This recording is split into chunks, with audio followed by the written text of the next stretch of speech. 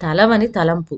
చెన్నాపట్నంలో పెద్ద ఫ్యాక్టరీ ఒకటుంది. ఆ ఫ్యాక్టరీలో రోజు కొన్ని వందల మంది పనివాళ్ళు పనిచేస్తూ ఉంటారు. ఫ్యాక్టరీ యజమాని పనివాళ్ళకి ఏ రోజు జీతం ఆ రోజు కాకుండా వారానికి ఒక మాట ఇవ్వడానికి ఏర్పాటు చేశాడు. వారం ఆఖరిన ఆయన జీతాల కింద బట్వాడా చేయవలసిన సొమ్ము 7,000 రూపాయలు పై చిల్లర అయ్యేది. యజమాని ప్రతి శనివారం 10 గంటలకు ఈ మొత్తానికి చెక్కు రాసి కదిరివేలు అనే గుమస్తాకి ఆ చెక్కిచ్చి దానిని మార్చి సొమ్ము తేవటానికని బ్యాంకుకు పంపేవాడు. కదిరివేలు గట్టి తోలు సంచి ఒకటి సైకిల్కు తగిలించుకొని వెళ్ళి చెక్కు మార్చి నోట్లన్నీ అందులో పెట్టుకొని భద్రంగా తెచ్చి యజమానికి అప్పగించేవాడు. కదిరివేలు ఆ ఫ్యాక్టరీలో గుమస్తాగా చేరి 10 ఏళ్లకు పైనే అయింది.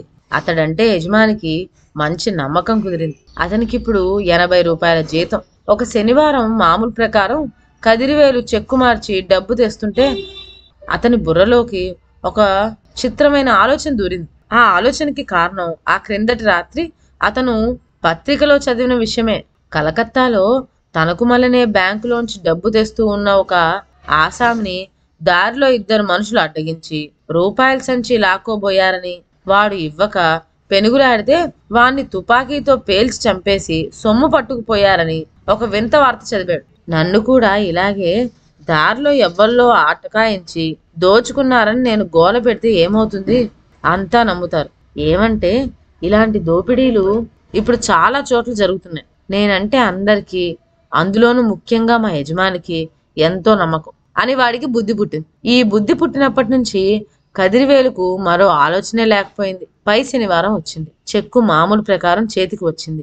బ్యాంకుకి ఫ్యాక్టరీకి మధ్య దారిలోనే సెంట్రల్ స్టేషన్ లో ప్రయాణికులు సామాన్లు దాచుకోవటానికని ప్రత్యేకించి ఒక గది ఉంటుంది. సామాను ఒక్కటికి రోజుకు 2 అణాలు చొప్పున చెల్లిస్తే రైల్వే వారు ఆ గదిలో దాచుకొనిస్తారు.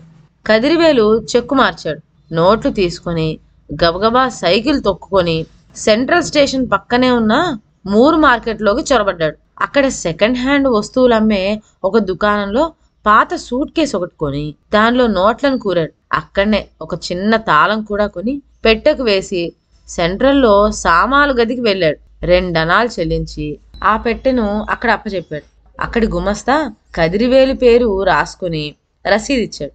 కదిరివేలు బయటకొచ్చి తోలు సంచి నిండుగా రాళ్ళు కుక్కి దారిలో ఎదురయ్యే బక్కింగ్హామ్ కాలువలోకి దాన్ని గిరాట వేశాడు. చొక్కా పంచా చింపుకున్నాడు. జుట్టు రేపేసుకున్నాడు. ఫ్యాక్టరీ చేరుకొని ఏడుస్తూ యజమాని గది చొరబడి, బాబోయ్ కొంప మునిగిపోయింది. 4 జమాజెట్టు లాంటి వాళ్ళు నన్ను ఆప్ చేసి బలవంతంగా రూపాయల సంచి లాక్కుపోయారు అంటూ నిజంగా జరిగినట్లే నమ్మకం కలిగేటట్టు చెప్పాడు. యజమాని నిర్ఘాంతపోయాడు. సొమ్ము పోతే పోయింది. ఆ దుర్మార్గులు నిన్ను ప్రాణాలతో వదిలిపెట్టారు, నయం అంటూ కదిరివేలును ఓదార్చి వెంటనే ఆయన పోలీసులకు టెలిఫోన్ చేశాడు. మరో గంటకి పోలీస్ ఇన్స్పెక్టర్ వచ్చి వాకప్ చేశాడు.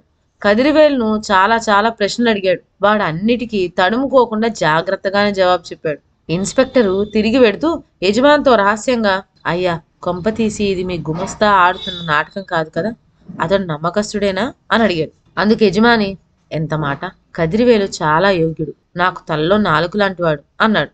సరే అట్లయితే అంటూ ఇన్స్పెక్టర్ వెళ్ళిపోయాడు. తక్కిన గుమస్తాలంతా కూడా కదిరివేలును ఓదార్చారు. అతడి మనసు బాగుండలేదని తోచి యజమాని వాణ్ణి ఆ రోజున అందరికంటే ముందుగానే ఇంటికి వెళ్ళిపోమన్నాడు. కదిరివేలు ఇంటికి పోయి ఆ చిరిగిల దుస్తులు మార్చేసి ఆతంతో సెంట్రల్ స్టేషన్ కు బయలుదేరాడు. దారిలో కదిరివేలు 7,000 రూపాయలు పై చిల్లర, ఇందులో 1 రూపాయి కూడా ఇప్పుడు ముట్టుకోను, మెల్లగా బంగారం కొనేసి ఒక చోట పాతి పెట్టేస్తాను. 5-6 ఏళ్లు గడిచి ఈ సంగతి అందరూ మర్చిపోయాక ఏదో వంకబెట్టి ఈ నౌకరు మానేసి మరో చోటుకు పోయి ఏ వ్యాపారమో పెట్టి వృద్ధి చేస్తాను, లేకపోతే భూములు కొంటాను అని గాలిమేడలు కట్టుకుంటూ స్టేషన్కి చేరుకున్నాడు. అక్కడ గుమస్తాకు రసీదిచ్చి నా పెట్టివ్వండి సార్ అన్నాడు. ఆ గుమస్తా అదో రకంగా చూస్తూ, ఇదేనా అండి మీ సూట్ కేసు అన్నాడు. అవును అంటూ కదిరివేలు దాన్ని తీసి చంకన పెట్టుకొని 2 అడుగులు వేశాడో లేదో ఎవరో వెనక నుంచి అతను భుజం పట్టుకున్నట్లు అనిపించింది. తిరిగి చూడగా పోలీసు. ఎందుకయ్యా నన్ను పట్టుకుంటావు అని దబాయించాడు కదిరివేలు. ఆ సూట్ కేసు నీకు ఎక్కడిది అన్నాడు పోలీసు. ఎక్కడిదేమిటి, నాదే అన్నాడు కదిరివేలు. నాదే అంటే చెల్లుతుందా? ఇది కిషోర్ లాల్ అనే నగల వర్తకుడిది. చూడు, ఈ మూల చిన్న అక్షరాలతో ఉన్న ఆయన పేరు. ఆయన రైల్లో ప్రయాణం చేస్తుంటే ఈ పెట్టెతో సహా మరికొన్ని సామాన్లు కొట్టేశావు అవునా అన్నాడు పోలీసు. నాకు కిషోర్ లాల్ పెట్టె సంగతి ఏమి తెలియదు, ఈ పెట్టె నేను డబ్బిచ్చి కొనుక్కున్నాను అని గోల పెట్టాడు కదిరివేలు. అప్పుడు పోలీసు అదంతా ఇన్స్పెక్టర్తో చెబుదు గాని పద, నడువు త్వరగా అని ఇన్స్పెక్టర్ దగ్గరికి వాణ్ణి లాక్కుపోయాడు.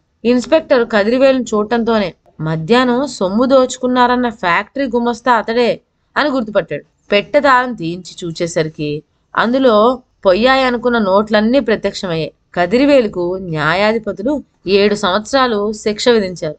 ఎంత జాగ్రత్తగా చేశామనుకున్న దుర్మార్గం ఇలాగే తలవన్ తలంపుగా బయటపడిపోతుంది. ఇదండి వాటి కథ. మరొక మంచి కథతో నెక్స్ట్ వీడియోలో కలుద్దాం. అంతవరకు సెలవు.